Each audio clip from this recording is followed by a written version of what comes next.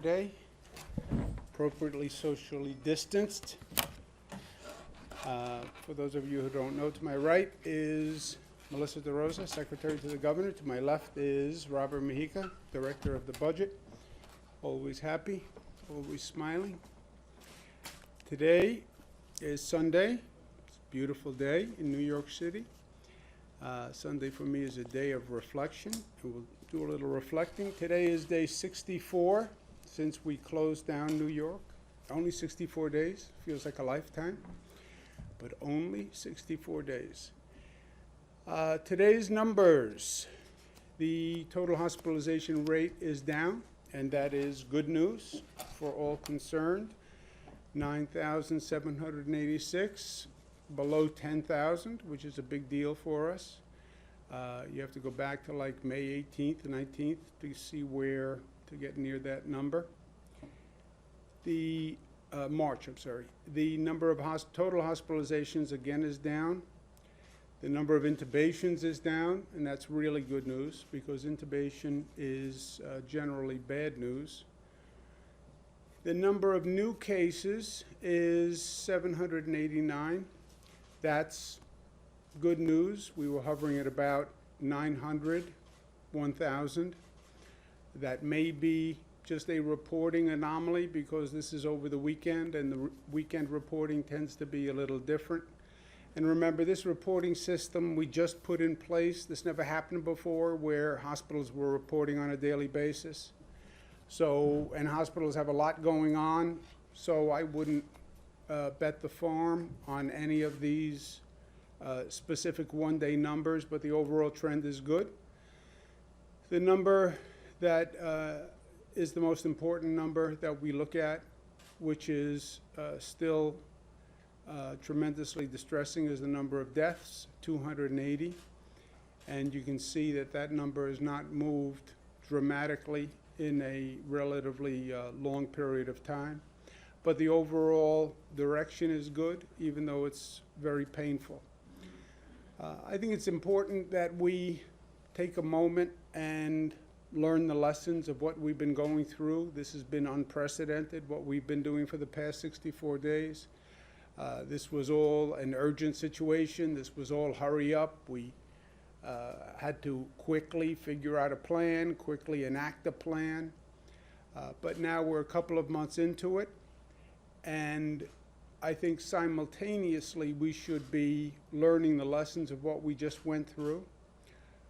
People talk about this like it's going to come and go and it's a once in a lifetime. I don't know that it's a once in a lifetime, and I don't know that it's going to come and go. There are people now talking about a second wave. They're talking about a possible mutation of the virus. So caution would suggest that as we go through this, we learn at the same time to make sure if we have to go through this again or if this is a prolonged situation, that we are learning from what we're implementing. Edmund Burke, great Irish philosopher, those who don't know history are doomed to repeat it. Wise words. The macro questions, bigger than just New York questions, bigger than the governor's questions. What happened in China? You know, people are talking about it. Where did this virus start in China? How did it start? How did we not know? What should China have told us? Above my pay grade, but important questions. How did the virus get from China to the United States? And we assumed it got on a plane from China and flew to the United States. That was the first thinking when this started. Now it appears that that's not so. As we're going through this, what could we have done differently? More importantly, what should we do differently if this is a prolonged situation or if there is a next time? And again, caution, I would assume there's a next time. Anyone who sits back and says, well, this is the only public health threat that we're going to face, it's not the case. We're seeing increasing threats all across the board, environmental threats, Mother Nature, natural threats, threats from emergency weather that we've never seen before. And if you look back, as far back as 1918, when they had the flu pandemic that people talk about, it took 10 months. It came in 3 different waves. And the second wave was worse than the first wave. So even if you put aside all the modern day challenges, when this happened in 1918, it came in 3 different waves. So let's be prepared and intelligent. Some of the lessons to learn: the CDC did a fascinating report that it put out on May 1, which starts to take a deep look at what happened. And I think there's a lot of important information in that. And it pointed to something that we've been looking at here in New York. The report says that when they look at the different strains of the virus in the United States, that there are different strains. And we were all looking at the West Coast. The West Coast had cases well before the East Coast, remember. Maybe 6 weeks before the East Coast. Those strains came from China. What we saw in the state of Washington, what we saw in California, they came from China. Flights from China land predominantly on the West Coast. What we have seen in New York didn't come from China, but actually is a different strain of the virus that came from Europe. That's an important fact to know and to study. They then said in the CDC report, from February, you had 139,000 travelers coming from Italy, 1.74 million from other European countries where the outbreak was spreading wildly and rapidly. So everybody's looking at China. Meanwhile, the virus had traveled from China to Europe, was in Europe, spreading from Europe.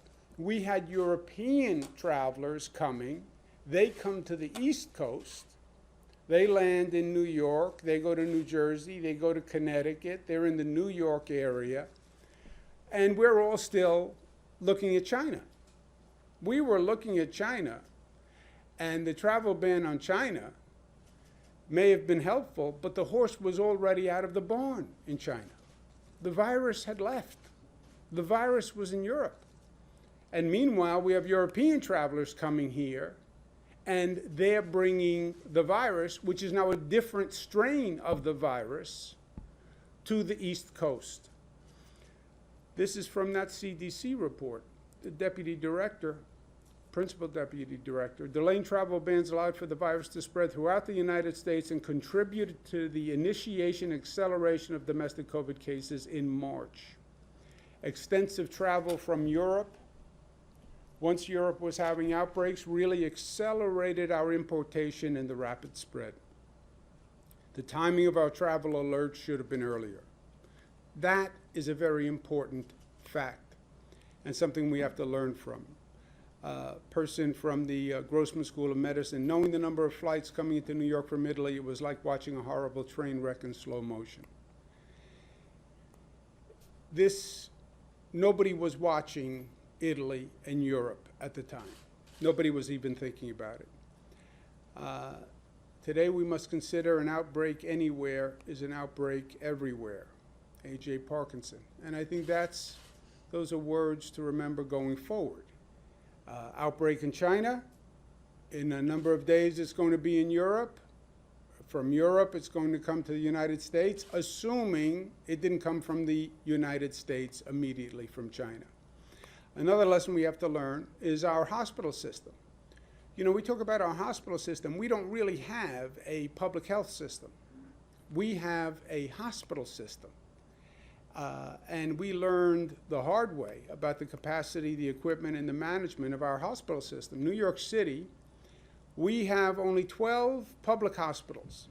They are the Health and Hospitals Corporation. They're run by New York City. But there's only 12 hospitals in that public hospital system. 44 hospitals are private hospitals. They're private institutions. They're regulated by the state, but they are private institutions. They have their own area of expertise, they have their own basic clientele, and they're doing business as individual entities, like an individual college, right? We have a system of colleges, but each college is individual. It's the same thing with hospitals. Each hospital is an individual entity. Long Island, we have 4 public hospitals, but we have 19 private hospitals. Westchester, 1 public hospital, 12 private. Rockland, 1 public, 2 private. Hudson Valley, rest of the state, 2 public hospitals, 87 private hospitals. So really, your healthcare capacity in the state is all in the hands of private hospitals, right? You have 176 private hospitals in the state. That's the capacity. But that means you have to now rely on those private hospitals, get them all to be part of one system, which day to day, that does not happen. They're operating themselves. We have, again, state regulations that say this is how much you must operate. But they operate as individual entities. In the middle of this outbreak, we had to go back and do what we call the surge and flex management system, where we said to all 176 private hospitals, we have to work together. And we have to manage this system as one, because hospitals are getting overwhelmed. Maybe within the public system, they can share patients and doctors and staff, because you have, in New York City, H&H has 12 hospitals. Okay, you can share among your 12, but we have to get these 176 hospitals now all to work together, even with the public hospital. And hospitals were getting overwhelmed. So now you need a system to share patient capacity, share equipment, share ventilators, share staff. That had never been done. We did this all basically on the fly, and we put together a de facto public health system. But it was a lot to do on the fly, and we need to institutionalize these lessons. Part of what we have to learn is what happened with the equipment. I mean, this was just a situation that nobody anticipated. It happened all across the country. You couldn't get enough gowns. You couldn't get enough masks.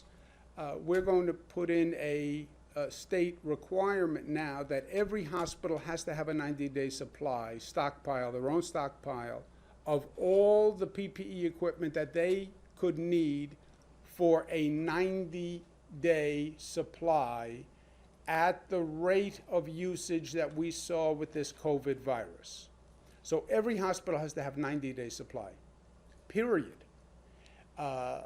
We can't go through this day-to-day moving masks all across the state, right? This mad scramble that we were in and still are in many ways. Also, as a nation, we can't go through this again. There was competition among states. There were competition among private entities to get this equipment. The federal government was trying to buy it. I'm bidding on behalf of New York. We're bidding against other states, Texas, California, other states across the country are trying to buy the same masks from the same vendor. We literally wound up bidding up the price. Have people in China. I'm trying to contact people in China who can figure out how to buy masks from China. It was totally inefficient and ineffective. State of Massachusetts, Governor Baker was good enough to work with Robert Kraft, who had a personal airplane that he sent to China to get masks.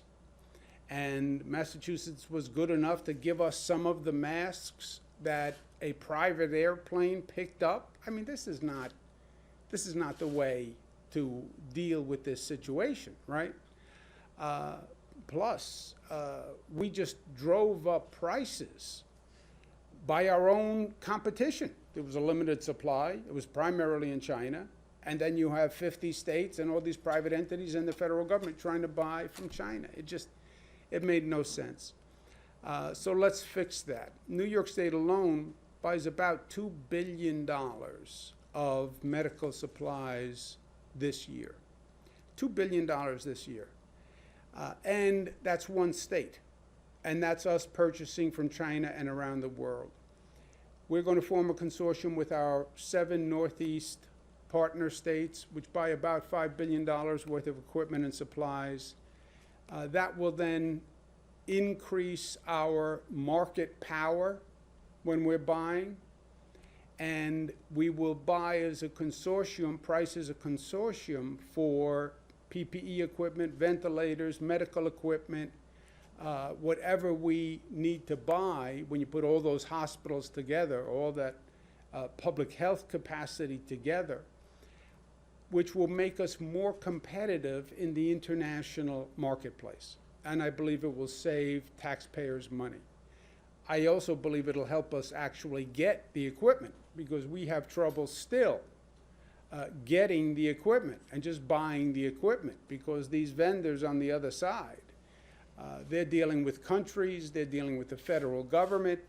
Why should they do business with one state, right, when they can do business with an entire country? So this consortium, I think, will help us get the equipment and get it at a better price. We will come up with a regional identification of all the equipment we need. Basically, it's all standard equipment. A mask is a mask, a gown is a gown. Let's come up with a total amount that we need.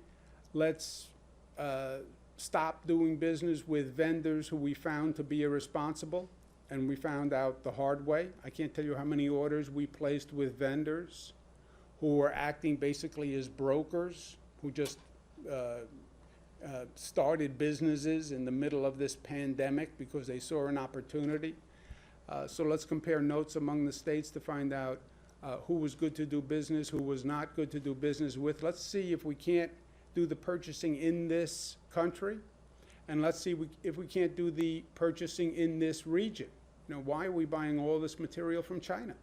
Literally billions of dollars of PPE. And we'll do it in coordination with the federal government. But I want to thank our neighbors, our neighboring states. The word neighbor has a different connotation. You don't normally think of the surrounding states as neighbors. You think of the person next door as a neighbor, but they are neighbors. And they've acted as neighbors. I can't tell you how supportive Governor Murphy in New Jersey and Governor Lamont in Connecticut and all the other governors in our coalition have been. Literally, where you can pick up a phone and I can say, I need help with masks. Do you have any extra masks? Do you have any extra gowns? Can I borrow this? Can I borrow that? Really, the way you would deal with a neighbor in an extraordinary circumstance, right? You'd knock on the door and say, can I borrow this? That's how these states responded. And it was really a beautiful, generous way of operating that was an inspiration to me. You know, it wasn't, I'll have my lawyer call your lawyer. It was, whatever I can do, I'll do. And in that spirit, we want to keep that coalition together, and we want to work together. We're doing regional planning now on the reopening, because every state is linked to every other state. We do something in New York, it affects New Jersey, Connecticut, Delaware, et cetera. People are very mobile right now. So it's a very important relationship for us, both productively and from an efficiency point of view. And they have been great. And they're joining us today. We have Governor Phil Murphy with us, Governor Ned Lamont, Governor Tom Wolf, and Governor John Carney. And we'll start with our neighbor from the great state of New Jersey, Governor Phil Murphy. How are you, Governor Murphy? Be on with you. I will be brief and say I echo literally everything you've said, including the comments on the positive in terms of what this has been like, the deficiencies, as well as the inspiration which was derived from our neighbors, and notably beginning with you and all the other governors who are on this with us today. It has been truly an inspiration. So on behalf of the 9 million of us in New Jersey, I say thank you. You know, we are in the same boat. We're begging, borrowing, and bartering for equipment, PPE, ventilators, et cetera. We're still doing it. Someone said to me a couple of days ago that gowns have become the new ventilators. And so we're still out there. And so the notion of coordinating together as a region makes enormous amount of sense. So sign me up and sign New Jersey up. We've moved in New Jersey alone 21 million pieces of PPE in the past 2 months, a line of business we weren't even beforehand. And so this makes so much sense, and really look forward. Again, as you suggested, we coordinated actively as we closed our governments. We now have a regional council that includes not just the governors on today, but also Rhode Island and Massachusetts. This is a perfect extension of that relationship. And I echo one of your comments that not only should we not have to be scouring the world for this, but it ought to be made in the USA, and better yet, made in our states, made in this region. And so that's something that I think we all want to strive for. We're doing that in New Jersey. We want to try to figure out a way to make this stuff here. And lastly, and you said this, but to repeat, we've all got to do within our own four walls what we need to do. The regional cooperation matters so much, and another great example of that. I think it's a brilliant extension of our ongoing cooperation. And then lastly, none of this is in lieu of the partnership with the federal government. As you rightfully point out, we have to do all of the above. What's good for our own citizens, what's good for the region, and work seamlessly with the federal government every step of the way. So thank you for having me on today. Thank you for the extraordinary partnership to you, Governor Cuomo, and to each of my fellow governors in this group, and really looking forward to working with you in the better days ahead. Thank you. Thank you very much, Governor Murphy. I think the governors on this phone, we've learned so much about PPE over the past few weeks. I think we can go make gowns ourselves at this point. I think we've learned now. Give us some sewing machines. I think we can actually contribute. So thank you very much, Phil. God bless you, and stay well. And anything you need, we hear. Thank you. We'll go now to Governor Lamont, great state of Connecticut. Governor Lamont, thank you very much for being with us, and thank you for all you've done, not just for the people of Connecticut, but for the entire Northeast. Good to be with you, Ned. And back at you, Andrew. I want to tell you, speaking on behalf of Connecticut, New York, and Andrew Cuomo has been a very good neighbor for us. And as you know, we got into this together. We realized what we had to do when it came to closing down parts of our service economy. We did that together. We're opening it up together, and that's the way it works best. And as you point out, when it comes to the purchasing, look, we've learned something, right? We can wait for the national stockpile. We can wait for that plane to land from China. Let's see what we can do ourselves. And as you point out, we're much stronger together. I wouldn't mind having some of that New York purchasing power. Thanks for sharing that with Connecticut going forward. And just as importantly, what we can produce together as well. I mean, Phil Murphy, you've got that amazing pharmaceutical industry there in New Jersey. Help us out with the reagents and what we can do in terms of gowns from being produced in Rhode Island. What we can all do together to make sure that this next round, we control more of our own destiny. And to those that say, where have you been? And you're ordering up all the Christmas trees and they're going to arrive on December 26th. I say, I'm afraid this is still just beginning, as you pointed out, Governor Cuomo. And we're planning for the next round of this, if there is a next round, making sure that we control our own destiny going forward. And we do it much better together. Thanks for getting us together, Andrew. No, my pleasure. Thank you very, very much, Governor. And you're right. Look, we're spending billions of dollars. Why not buy from our own vendors in our own region? Why are we buying from China, right? I'm sure there are a lot of businesses within our own states that if they knew they had that kind of purchasing that they were looking at, that they would either adapt their businesses or grow their businesses so we could buy from them. Plus, you're right, we would control our own destiny rather than everyone trying to figure out how to buy from China. So thank you very much, Governor Lamont. God bless you. We're here. Thank you. Let's go now to Governor Wolf from Pennsylvania. Good to be with you, Tom. Thank you very much for everything you've been doing. Thank you. Thank you for being a great neighbor to the state of New York and all your surrounding states. Thank you, Governor Cuomo. And thank you very much for organizing this.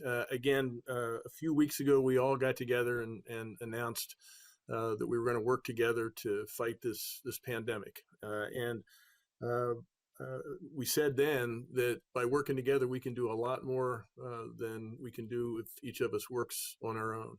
And I think today is a specific example of that. We can work together to buy the things that we need to allow our healthcare system to have the capacity it needs to fight this fight.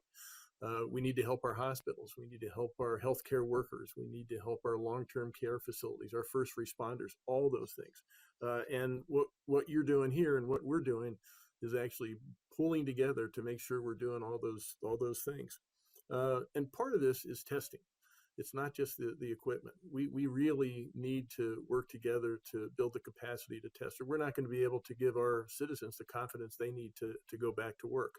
They're not going to have the confidence we need them to have to go back to school or to go back to the store or to go back to worship. So all those things are really important. And by working together, we can pool our financial resources, which are really important and significant. As you pointed out, Governor Cuomo, we can actually pull the brain power that exists, the great institutions in our areas, and the manufacturers who can make this stuff. All of that we can pull together. And if we can do that with even with something as difficult as testing, I think we're going to make sure that we get through this in the best possible way. So thank you for pulling this together. This is really important, and I'm proud to be with you. Thank you, Governor Wolf, and you're so right. Look, we're creating in some ways new industries, right? Whoever heard of the testing industry or the tracing industry, or these reagents that all these tests now use? Even the demand on PPE. I mean, this is a whole new world for all of us. But there's also an economic opportunity in it, and we should take advantage of it because we need it, and it's not going away, and it's going to be a major industry going forward. So let's make sure it happens here. But Tom, thank you very much. Thank you for all the help, and thank you for everything you're doing. Really, you're an inspiration to all of us. Thank you, Tom. And we have Governor John Carney with us from Delaware. John, thank you very much for being with us. Thank you for all the help. Thank you for all the support. Thank you for the friendship through all of this, which is also very important. Just the personal support is important as we're going through this as colleagues. Thanks for being with us today, John. Yeah, thank you, Governor Cuomo, for including Delaware in this coalition. Thank you for your great leadership there in the state of New York, and particularly Metro New York City with your colleague governors on either side of you. You're an inspiration, frankly, to all of us. Our hearts go out to you as we see the numbers. I was really happy to see your numbers on the chart at the beginning of your conference today as they trend downward. That's really a very good and positive thing. And thanks for including us, a state of, we like to refer to ourselves as a state of neighbors. There's just shy of 1 million Delawareans here on the southern end of this geographic coalition on this side of I-95 and the Amtrak Northeast Corridor, which connects all of us. The two governors at the bottom of my screen are great partners, Governor Wolf and Governor Murphy on either side of the state of Delaware, really important our coordination and collaboration. But this particular initiative with respect to purchasing together PPE, and most importantly, I think, as Governor Wolf mentioned, testing equipment and capacity is so incredibly important for a small state like ours to have the purchasing power.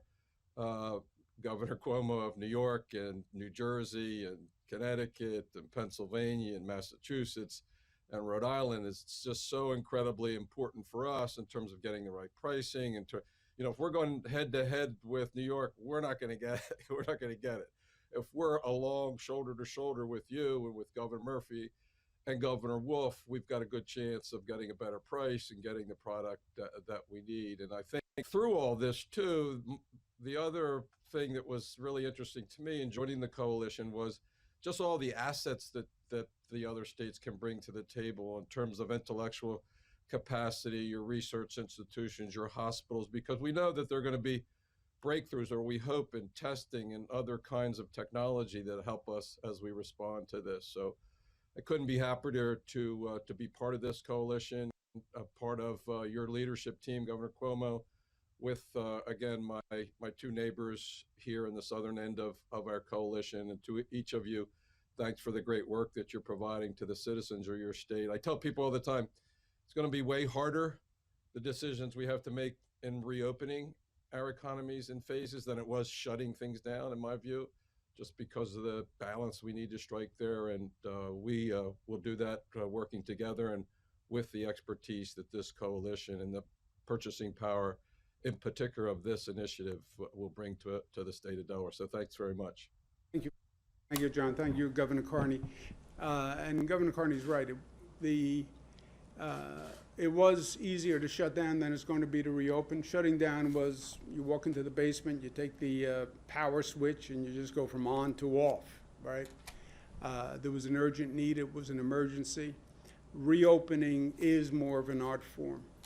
And I thank my gubernatorial colleagues for doing this together. We also have Governor Raimondo from the state of Rhode Island and Governor Baker from the state of Massachusetts who are part of the coalition. You go through situations in life which are unexpected. Okay, you do your best, and then you learn from them, and you grow. And that's what we're trying to do here today. Because people expect more from government than ever before. I believe this has been transformative for a generation. Think about, when was the last time government was this vital? I don't know, maybe in a war, World War II, when government had to mobilize overnight. But literally for decades, you haven't seen government this essential to human life, literally. And government has to work, and it has to work well. And it's not for the faint of heart now. And people want government to perform. And government is making decisions every day that affect their lives. And they deserve the best government, right? They're paying for it, they deserve it. And they deserve competence and expertise and smarts, and for government to be doing creative things and learning like we're doing here today. At the same time, government is working. We're trying our best. We're working 7 days a week, 24 hours a day. We're doing a lot of good work, a lot of creative work. But this is not just about government. It's too easy to point fingers. Well, this one has to do that. This one has to do that. Every person has a part in this. Every person has a part. And driving around New York City today, and I was here yesterday, we all are very thankful to our healthcare heroes, our frontline workers, our essential workers. You watch television, there are all these nice commercials, thank everyone for what they did, and we should. Nurses, doctors, police officers, transit workers, God bless them. But if you really want to say thank you, make their life easier by not getting sick and not making someone else sick. An individual's role is act responsibly and intelligently for yourself, for your family, and for your community.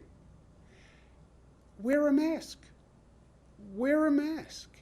I mean, that's the basic step, right? Socially distance. If you can't socially distance, you're in New York City, you're going to walk up next to a person, wear a mask. Okay, it's not the most attractive garment ever created. So what? Well, I don't like, it feels uncomfortable, unnatural. So what? You want to honor the healthcare workers and the people who literally gave their lives in some cases for what they did here? Act responsibly. Wear a mask. I know the weather's getting warmer. I know people want to get out of the house. Fine. Wear a mask and socially distance. That is your social responsibility in the middle of this overall pandemic. And when we talk about New Yorkers together and the spirit of unity and how people are helping one another, and how tough we are, and how smart we are, and how disciplined we are, and how we love one another, show it. You know how you show love? By wearing a mask. Please. Questions? Governor, when you talked about a different strain being here, coming from Europe, is it a more deadly strain, do you think? I mean, is there reason to believe that? Is that why the death toll was so much harder here than in other places? You know, I don't know. Some have said that. It's not my field, Zach, but they say they're two totally different strains. I've heard from some medical professionals that our strain was actually more virulent than the strain that came from China, that whatever the mutation was that happened in Europe made our strain more virulent.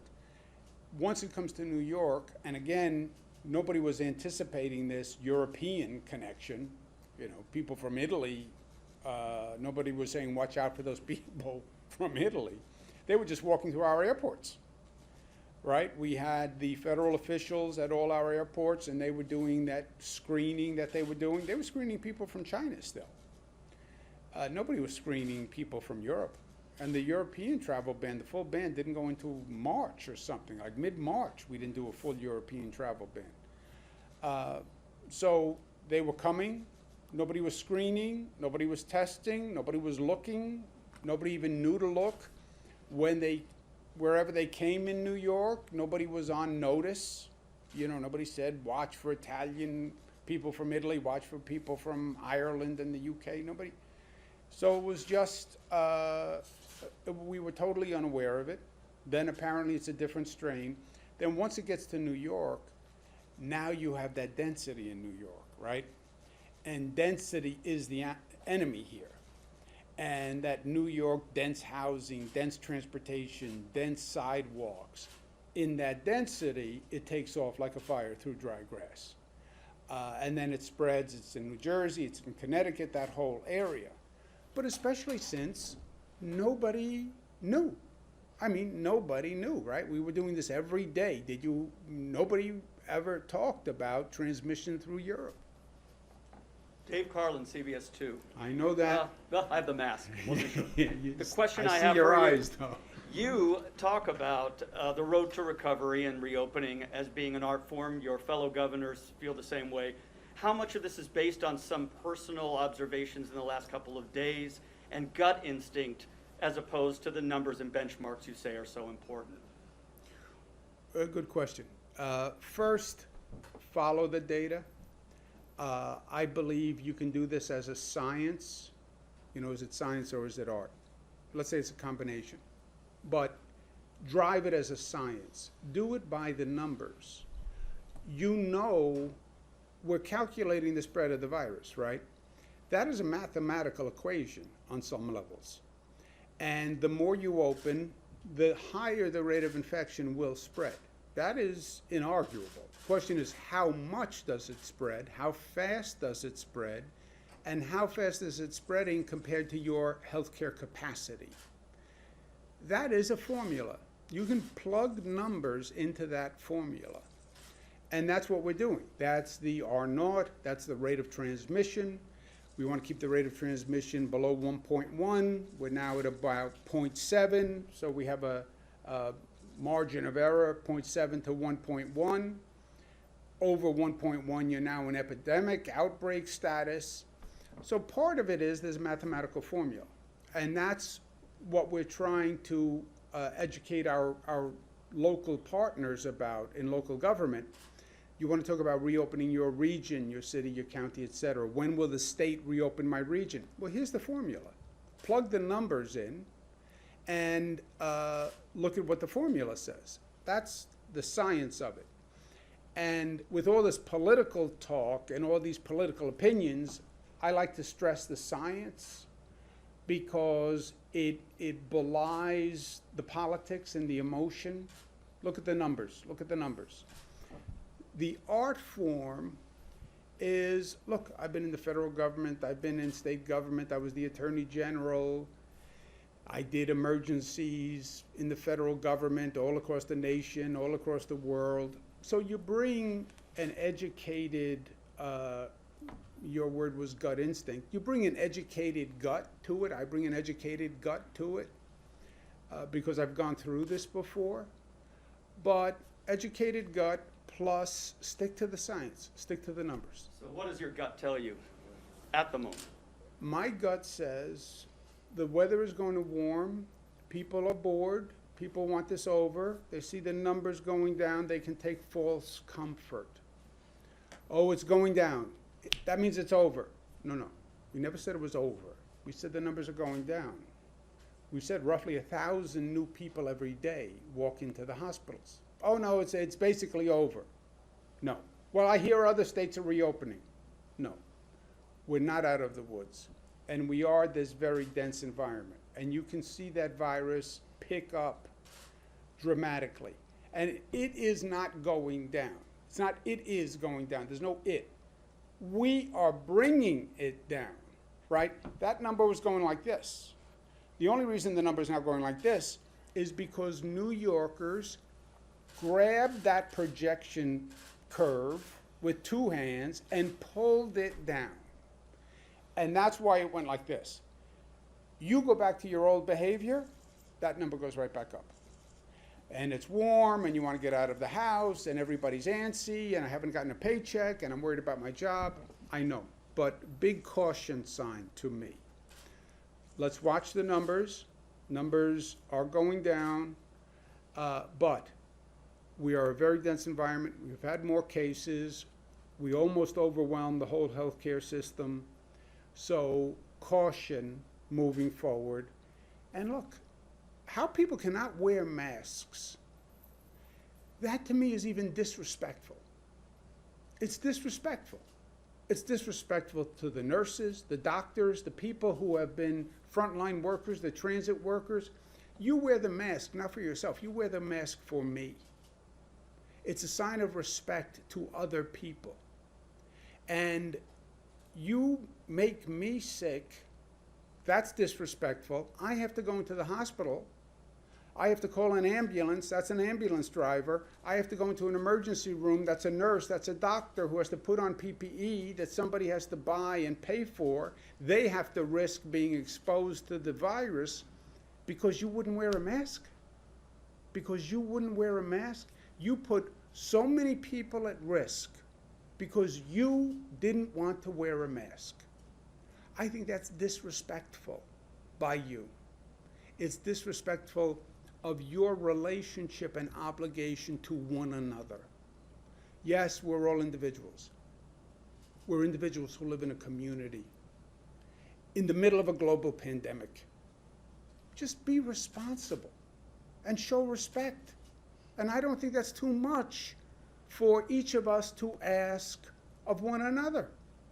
That's a basic common decency in this situation. Zach?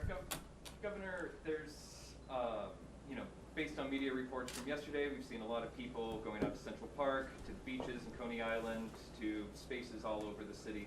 Is there enough enforcement right now of social distancing? And is it actually safe, so long as people wear masks and keep a little bit of space, for people to linger sometimes all afternoon at parks and other areas across the city? Look, ideally, if you're protecting yourself and your loved ones, or by the way, if you're a member of a vulnerable population, the ideal is to stay indoors. There's no doubt. However, you can't stay indoors forever, and the weather is nice, and getting outside, getting some exercise, getting fresh air is good.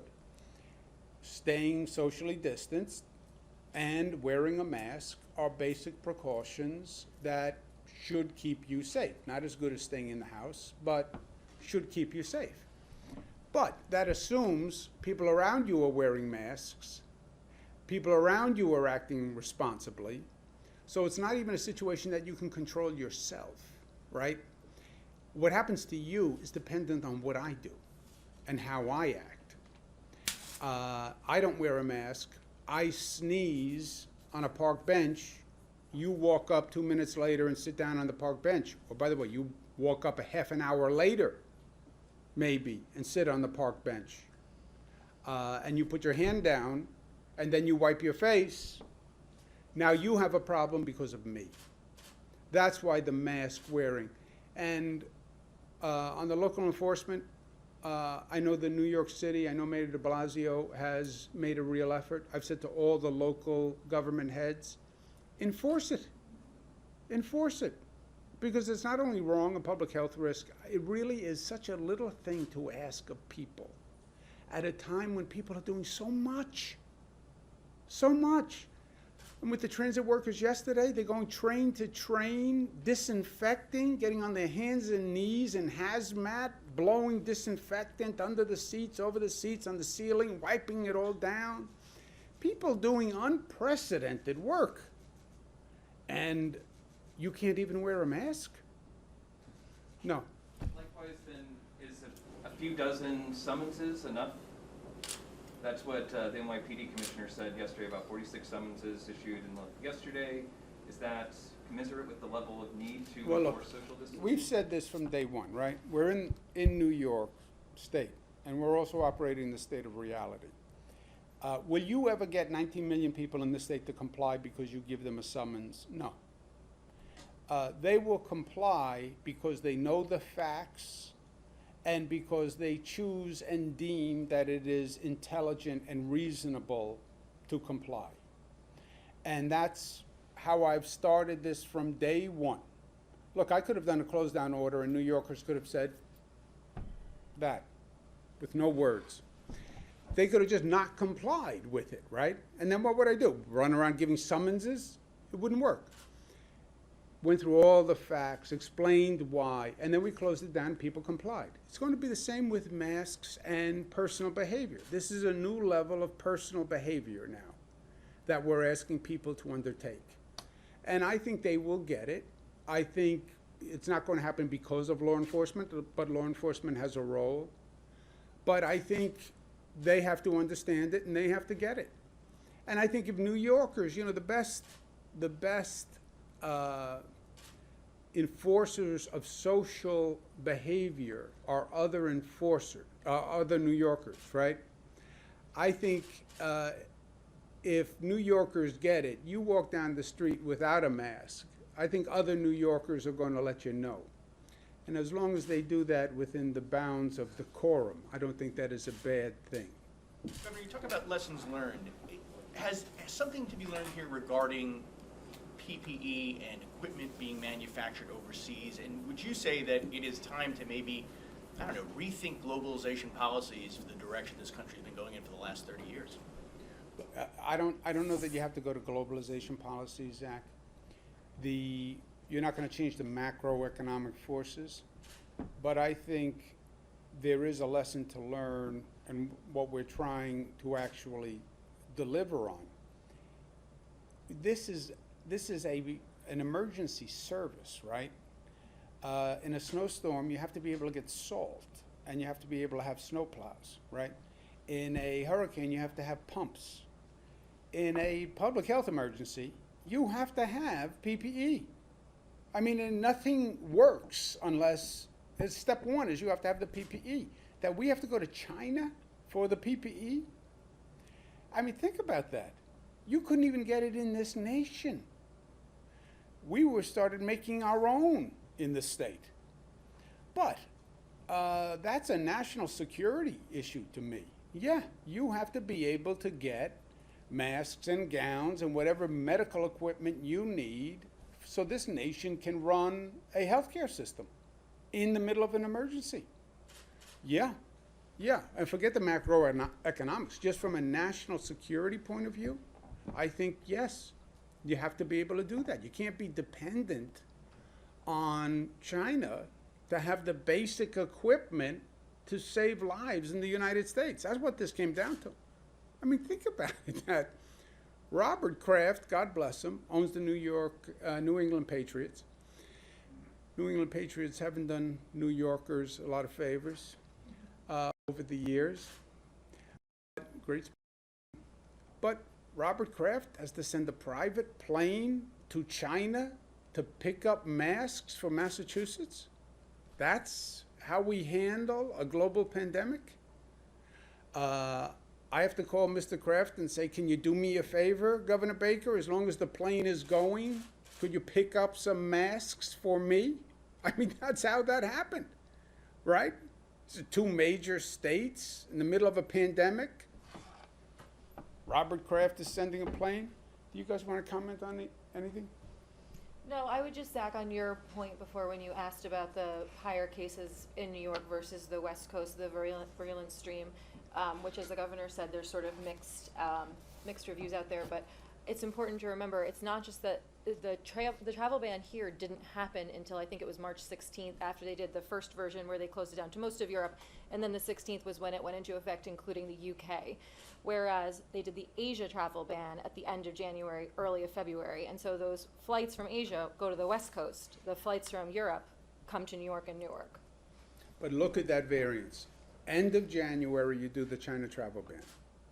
You don't do the UK travel ban to the middle of March. End of January to the middle of March. The virus was not hanging out in China, waiting for you during that period of time. January, it got on a plane, went to Europe, and then spread in Europe, and then from January to mid-March was coming from Europe right here. And then I think on top of that, there was this false sense of security in that the CDC was doing testing, so they were coming back and saying there's no cases in New York. But the people that they were testing a very select few that were coming off of planes from their hotspot designated regions. And then they were letting everybody else come right through the front door without doing temperature checks, without checking to see if they were demonstrating any of the symptoms that you would have. And so, I mean, in retrospect, what did everyone think was going to happen? And it was here much sooner, right? I mean, that's Yeah. gotta be the- According to the New York Times report last week, they think there were 10,700 cases here in February. One more, sir. On the overnight subway closures, are there any benchmarks you're looking at for when we might see overnight subway service again, and that would also involve obviously less cleaning? So what would overnight subway service a return look like? Look, the subway service will return when the pandemic ends. You tell me when the pandemic ends, I'll tell you when the subway service resumes. But for that, look, we don't really have a choice, in truth. Most of these issues, we don't have a choice. You do what you have to do. We didn't have a choice whether or not we bought PPE from China. We don't have a choice whether or not we disinfect the trains.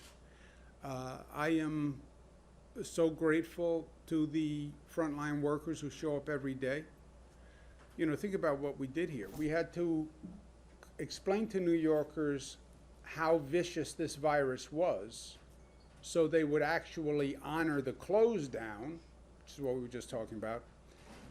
The next sentence out of my mouth is, yes, it's vicious, we need the close down. Next sentence is, but I need the essential workers to come to work tomorrow morning. What, you just said it was a vicious virus, I should stay home, but now the essential workers have to come to work? Yes. Because we need people to run the buses and the trains, and we need the nurses, and we need the doctors, and we need food on the shelves. You want to see things go bad in a hurry? No food on the shelves, right? No electric power. You want to see panic and anarchy? You needed those essential workers. So God bless them. And we still need them. But at a minimum, we're talking about respect, wear a mask. They use public transit. I'm not going to ask them to come to work to get on public transit unless we know the public transit is safe. And safe in this case means clean. And we talk about the density as a spreader. Yeah, that's true. But also public transit, if it's not clean, can spread. Right? One of the surfaces that the virus lives longest on is stainless steel. You look at all those poles in a subway car. You have to clean the cars. And I'm very grateful to the frontline workers for coming out. They need the public transit. We owe it to them that it's safe and it's clean. And to do that, you have to close it down to from 1 to 5 a.m. Now, 1 to 5 a.m., first time it ever closed down, yeah. But also 92% reduction in ridership. So your ridership is down to like 8%. And 1 to 5 a.m. is the lowest period of ridership, so people will work literally in the middle of the night to clean the trains. But it's the least for the essential workers and for anyone. You know, we have to be able to say, our public transit system is safe and it is clean. And especially getting ready, planning to reopen, you cannot do anything without a public transit system that people have confidence in.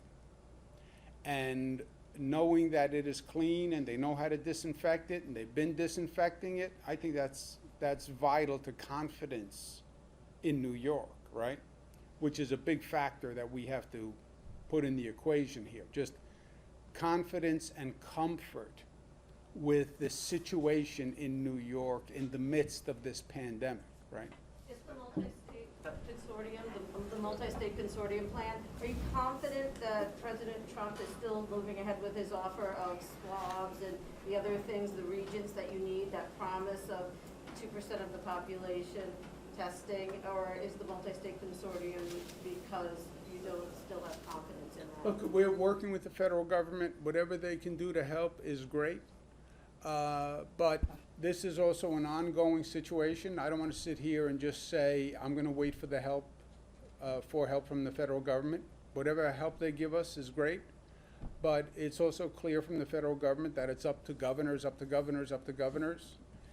So whatever we can do on our own, so we're not reliant on anyone, that's the best. Thanks, guys. Wear a mask. In case you didn't get the message. Thank you.